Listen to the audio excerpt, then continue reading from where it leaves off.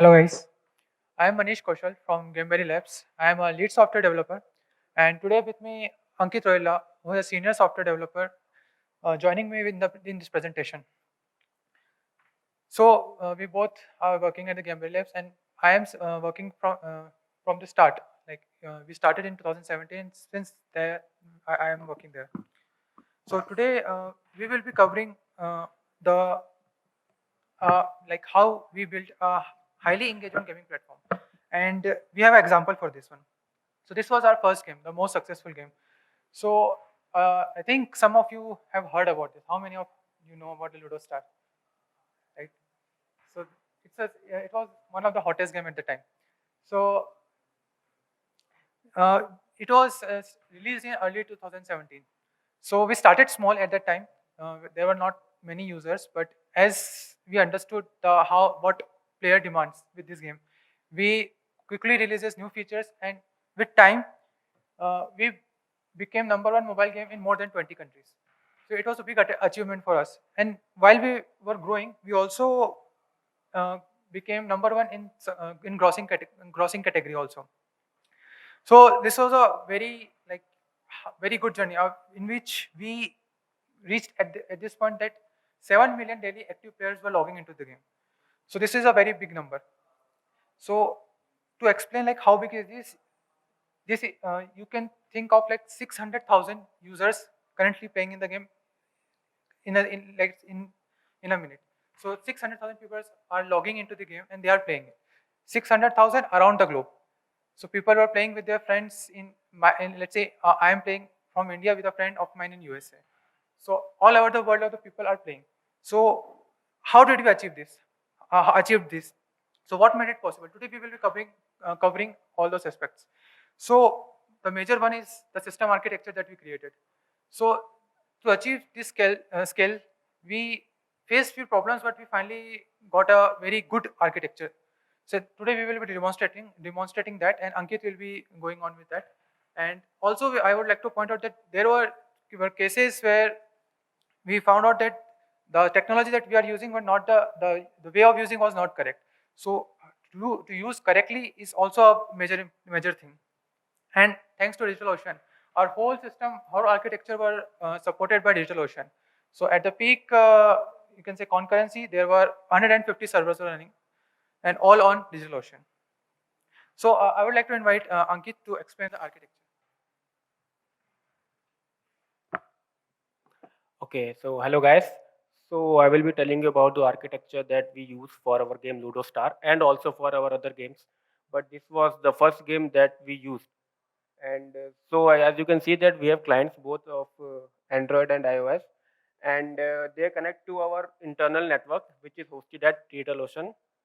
So um, they first of all connect with the front end cluster that we have, and a WebSocket connection is getting created between each client and our front end cluster.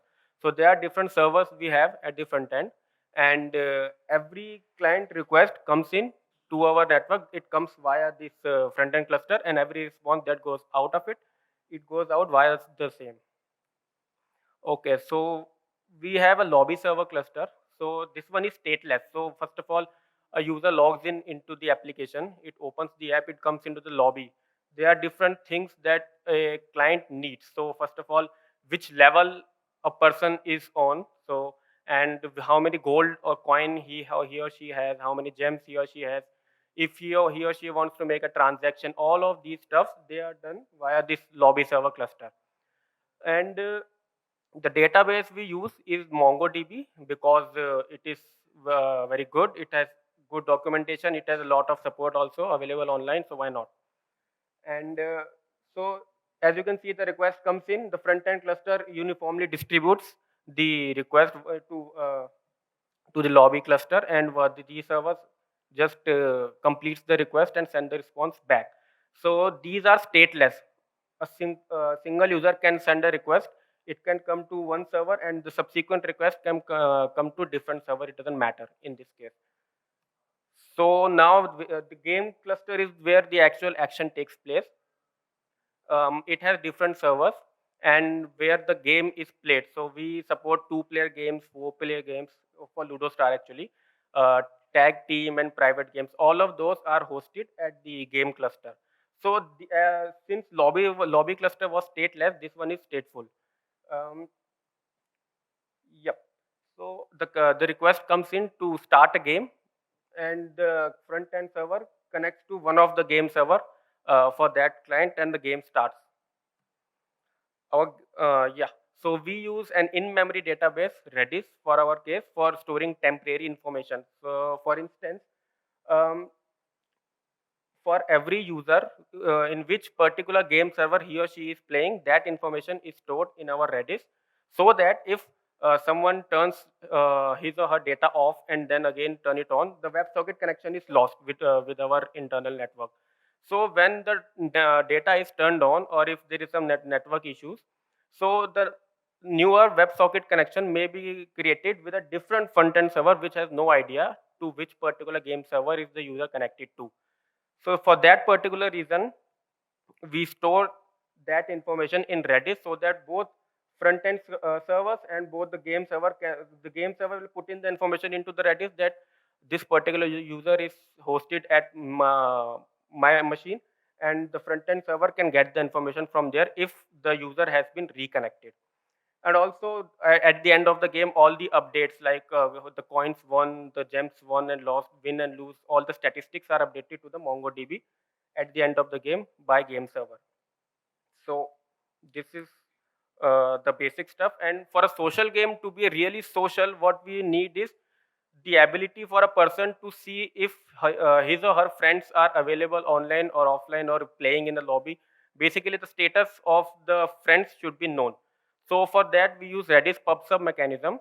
So if I come online, my status gets changed, and all of my subscribers, all of my friends who have subscribed to my status will be notified of it, and the response will be gone to their respective clients. So all this processing is done at a separate cluster that we have called presence cluster, and it also connects with the Redis for the same purpose. So this is what we have broadly. Sure, we have a little bit of more detail into it, but we don't have enough time to cover everything. And but this is how broadly a social game can be modeled, and this is how we have modeled our different social games. And Ludostar was the first one of it, and one of the most successful games I know.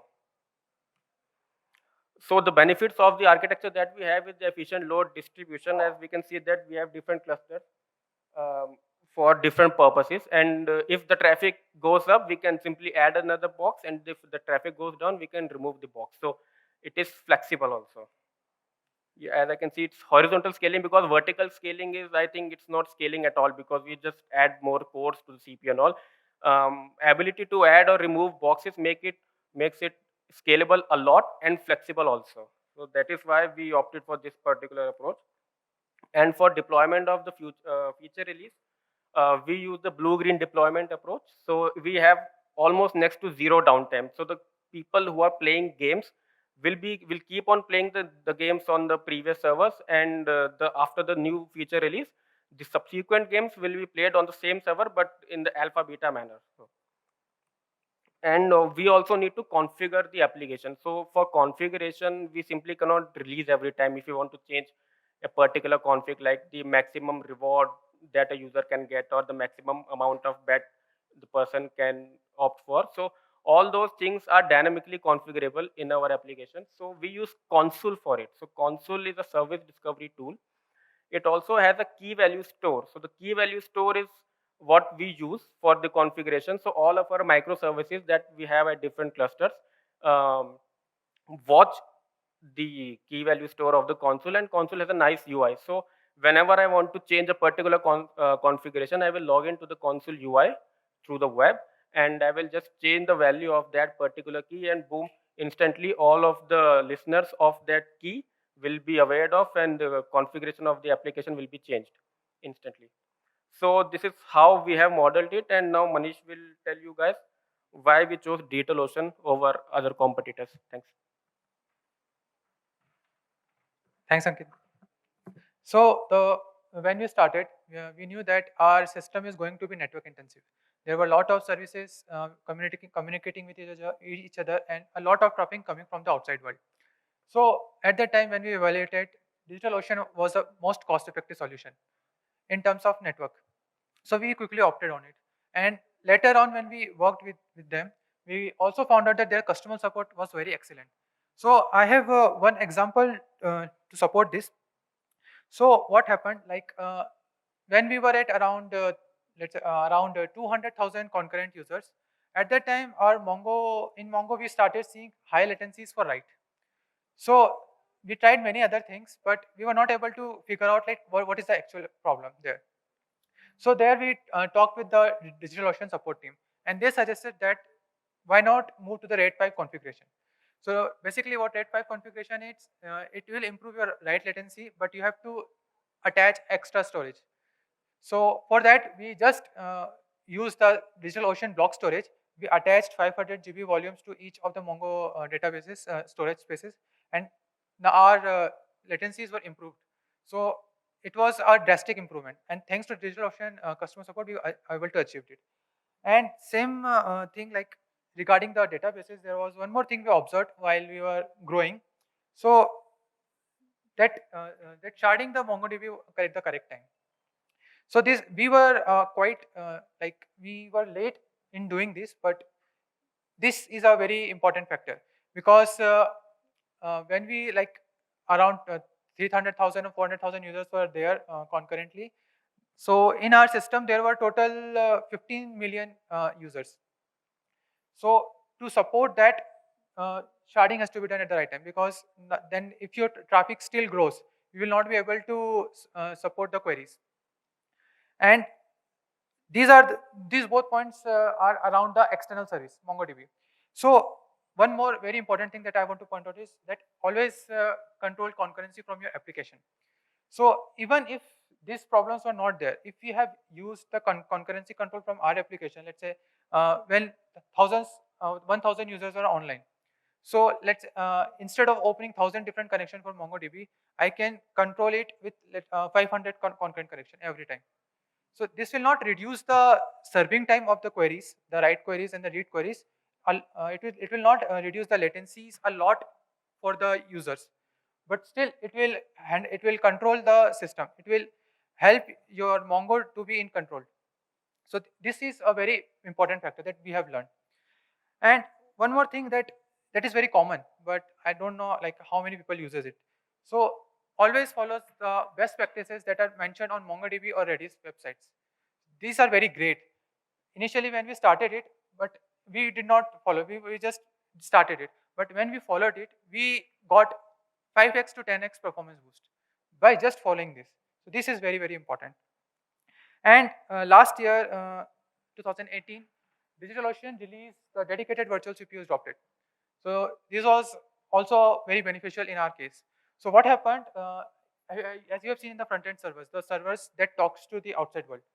So what happens, each machine, each droplet of front-end servers handles around 25,000 users.